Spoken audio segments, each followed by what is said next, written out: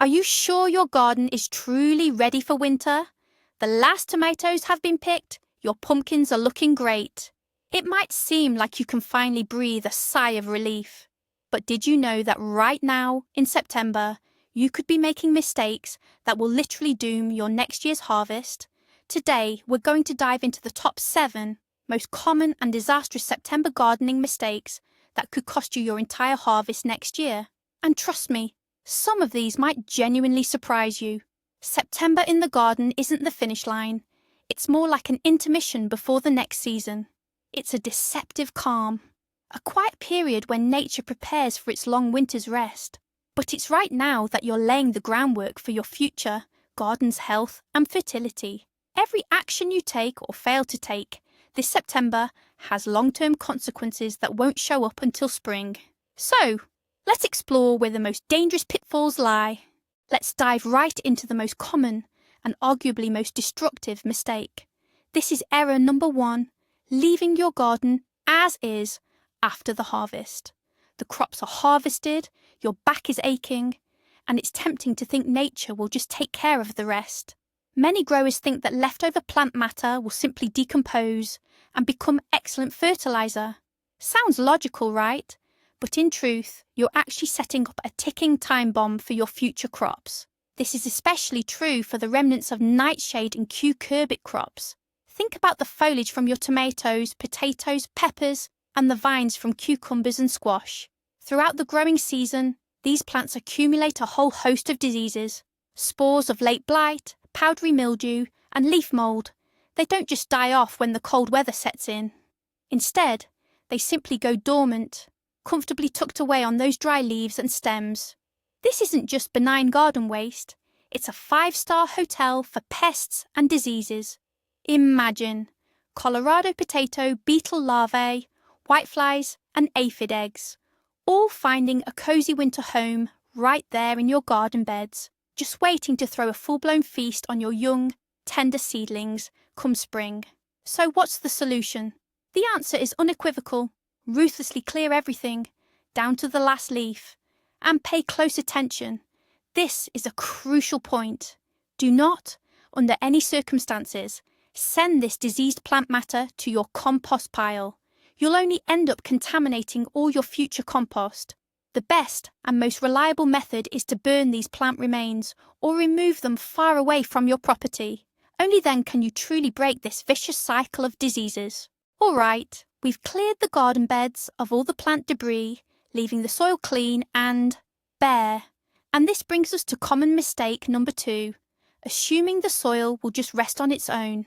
Simply digging up the ground and leaving it exposed until spring is like sending a soldier into battle without body armour.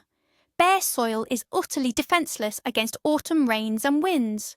Picture this. Heavy downpours mercilessly leach away all the precious nutrients from the top, most fertile layer, nutrients you worked so hard to add all summer long. The wind dries out the soil and carries away invaluable humus particles. By spring, your soil ends up dense, depleted, and lifeless. It doesn't rest. It degrades and becomes exhausted. So what should we do? The answer is simple. The soil needs to be fed and covered. And September is the best time to do it.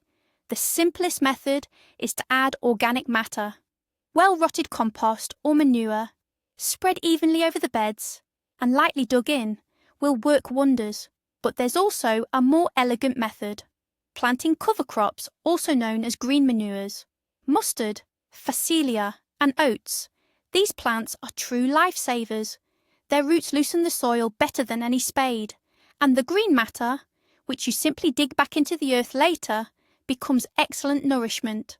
Plus, mustard, for instance, is excellent at disinfecting the soil. That's a triple benefit for your future harvest. The thing is, by September, most plants haven't fully entered their dormant state yet, and heavy pruning, especially of fruit trees and berry bushes, acts as a major trigger. It stimulates a flush of new, young shoots. The plant essentially thinks, "Aha! I've been cut back. Time to put out more foliage." It then expends its last reserves of energy and nutrients on this new growth, resources it should be storing for winter. What happens then? These tender green shoots simply won't have time to harden off and mature before the first hard frosts. They'll inevitably freeze and die back. But that's only part of the problem. The main issue is that a plant which has wasted energy on this unproductive growth will enter winter significantly weakened. Come spring, instead of abundant blooms and a generous harvest, you'll be left with a weak, sickly plant with frost-damaged branches, which then become easy entry points for diseases and pests. Of course, sanitary pruning, removing dead or diseased branches, is always necessary. However, any major structural or formative pruning should definitely be held off until late autumn, after the leaves have fallen, or in early spring before new growth begins. In reality, your garden becomes a prime winter hideout for pests. Codling moth pupae, aphid eggs, and the spores of apple scab and brown rot cozy up for the winter in bark crevices, under fallen leaves, and in the top layer of soil around the roots. They haven't vanished. They're simply waiting for spring, and with the first warm weather, they'll awaken hungry, full of vigour, and ready to resume their destructive work. This makes September and October, particularly after leaf fall, a crucial period for dormant season treatments. Once the trees are bare, you can safely apply high-concentration solutions that would otherwise scorch foliage if used during the growing season. For example, a spray with a 5% solution of iron sulfate or a 7% solution of urea. Make sure to generously spray not only the branches and trunk, but also the ground around the base of the trees. This single treatment can eliminate up to 80% of the overwintering pest and disease populations. Imagine how much easier your battle for a healthy harvest will be next spring. Imagine this. On the blade of the pruning shears you just used to cut away a diseased branch, there's still sap and tiny plant particles. Your shovel or hoe might have clumps of soil teeming with fungal spores and bacteria. These pathogens won't magically disappear over winter. So, come spring, when you pick up those tools again, you'll become the primary spreader of infection throughout your garden. You'll be personally transferring diseases from the previous season straight into the new one. Your pruning shears will essentially turn into a dirty syringe, infecting every healthy plant they touch. What's more, moisture and grime are a direct invitation for rust. A dull, rusty tool doesn't cut cleanly. It tears and bruises plant tissues, leaving behind large ragged wounds. These types of wounds are wide open gateways for any infection to enter. The rule is simple. Once the season ends, get your tools in order.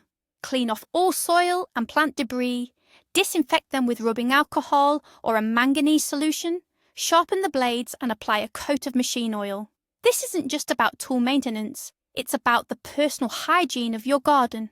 But in reality, this seemingly cosy blanket quickly turns into a destructive, suffocating cover.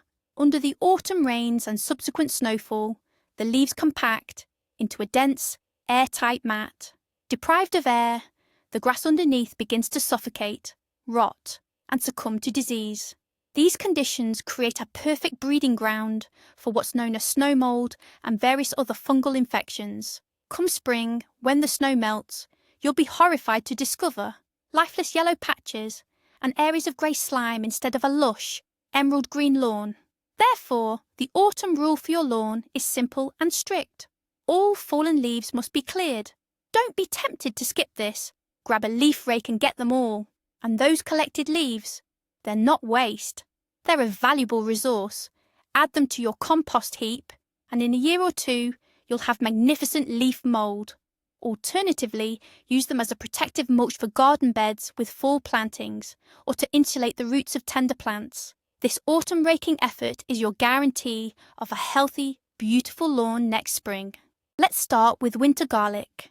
Garlic planted in the fall has ample time to establish a strong root system before the ground freezes then springs to life with the very first rays of sun in spring.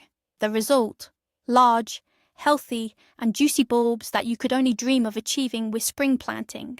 The same goes for onion sets. Planting them in fall guarantees the earliest green onions and robust bulbs. But what about flowers? September is the prime planting season for most spring flowering bulbs. Tulips, daffodils, hyacinths, crocuses, all need to go into the ground in autumn to ensure a spectacular display of blooms next spring. Imagine, while your neighbour's beds are still bare, you'll have a vibrant sea of colour.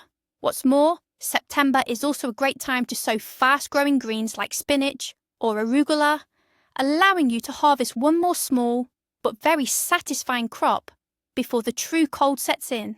So, September isn't the time to wind down your gardening efforts. It's the perfect opportunity to lay the groundwork for next year's earliest harvests and most beautiful blooms. And here's the most crucial, almost startling revelation. All 7 of these mistakes stem from one core misconception. We tend to see September as the end of the gardening season, a time for harvesting and putting things away. In reality, it's a hidden, fresh start. The real, overarching mistake is thinking in terms of a grand finale instead of crucial preparation.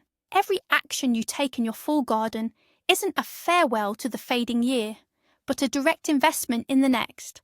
When you clear diseased foliage, you're not just tidying up a bed, you're performing a vital sanitary cleanup for your future plantings. And when you sow cover crops, you're not just covering the soil, you're preparing a rich, nourishing breakfast for your spring seedlings. Proper garden care in September isn't just about tidying up, it's the single most important investment you can make in your success for the coming year.